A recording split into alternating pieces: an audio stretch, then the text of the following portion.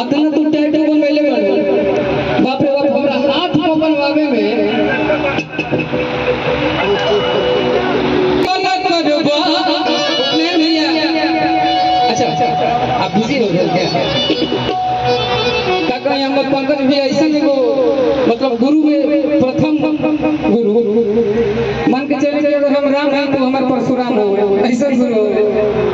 ये चलते ना था गोपालगंज जिला के बाद पहला स्थान तो वही बाकी उपनयन भैया के ऑफिस में इन्हें से चले घड़ी चल जाए कि हमर गरम जवानी के पल करबा कि तू तो गोरी गोरी कहीं कम काला करबा।